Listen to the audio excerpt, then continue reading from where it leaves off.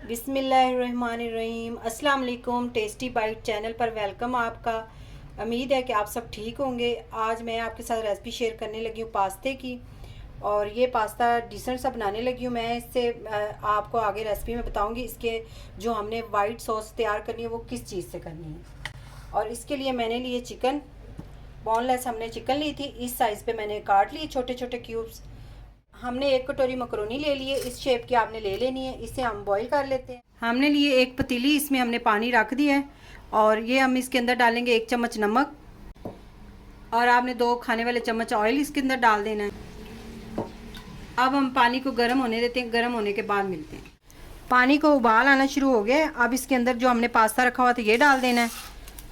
आपने ठंडे पानी में नहीं डालना इसको, जब उबाल आए तब आपने डालना है। अब इसे हम 7 मिनट तक पका लेते हैं ताकि ये नरम हो जाए हमारा पास्ता। पास्ता हमारा रेडी हो गया। अब इसको पानी हम ड्रेन कर देंगे, इसका निकाल देंगे पानी। अब इसको हम ठंडे पानी से, नलके वाले पानी से हम धो लेंगे ताकि ये साथ जुड़े ना हमारा पास्ता।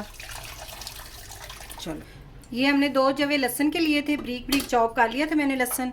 और फ्राई पैन में हमने थोड़ा सा ऑयल डाल दिया फ्राई पैन में। इसे हम थोड़ा सा सॉफ्ट करेंगे, ज़्यादा हमने ब्राउन नहीं करना लहसुन को, तो आप इसको ज़्यादा ब्राउन कलर चेंज ना करिएगा। लहसुन की बुनाई हमने कर ली है। इसके अंदर एक मैंने बड़े साइज़ का प्याज लिया था, ब्रीक ब्रीक, ये देखिए इस तरह का हमने चॉप कर लिया इसे। ये इसके अंदर हमने डाल देना है। ये देखिए प्याज हल्का सा सॉफ्ट हो गया। अब इसके अंदर हम डालेंगे चिकन। चिकन के मैंने छोटे छोटे क्यूब्स काट लिए थे, इसको अंदर डाल देंगे। अब चिकन को हमने इतना गोल्डन करना है कि इसका कलर चेंज हो जाए चिकन का। हमने इसको हल्का सा फ्राई कर लिया, देखिए कलर चेंज हो गया हमारे चिकन का। अब इसके अंदर हम डालेंगे 1/2 चम्मच नमक, और 1/2 चम्मच ही आपने इसके अंदर पिसी काली मिर्च डालनी है, और 1 चम्मच आपने इसके अंदर दड़ा मिर्च, जिसको पिसी कुटी मिर्च कहते हैं, ये डालनी है। हल्का सा आप इसे भून लें। अब इसे अच्छी तरह मिक्स कर लेते हैं, भुनाई इसकी कर लेते हैं। अगर आप मेरे चैनल पे न्यू हैं तो मेरे चैनल को सब्सक्राइब, लाइक, शेयर ज़रूर करें। बेल आइकन को भी प्रेस किया करें ताकि मेरी नई वीडियो आप तक पहुंच जाए। ये पास्ता बहुत टेस्टी बनता है और इसकी डिफरेंट रेसिपी है, और आप ज़रूर ट्राई करिएगा।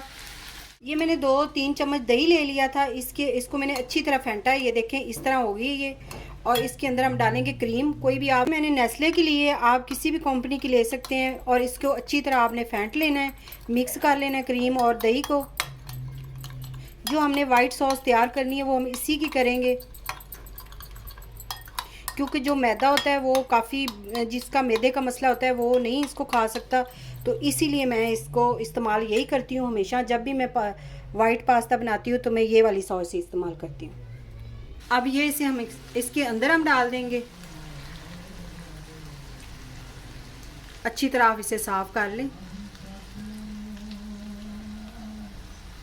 आप इसे अच्छी तरह आप मिक्स कर लें।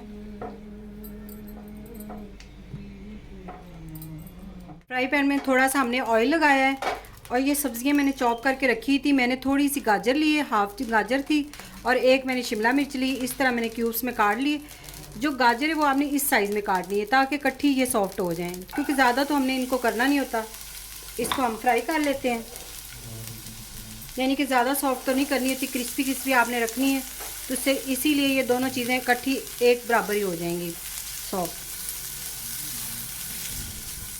शिमला मिर्च और गाजर हमने 3 मिनट फ्राई कर ली हैं। इसके अंदर मैंने कुछ नहीं डाला, नमक मिर्च कुछ भी नहीं आपने डालना, क्योंकि वो हम सब सॉस के अंदर डालेंगे।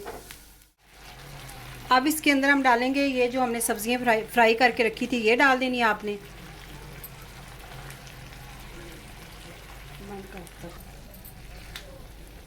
अब इसके अंदर आधा कप हम दूध डालेंगे, और इसे तकरीबन 4-5 मिनट हम पकाएंगे। ऊपर से हमने कवर नहीं इसको करना, इसी तरह हमने पकाते रहना है इसको। स्लो फ्लेम पे आपने इसको पकाना है, मीडियम स्लो फ्लेम जो होता है।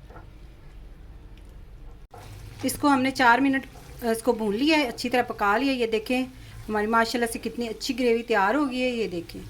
अब इसके अंदर हम पास्ता मिक्स कर देंगे।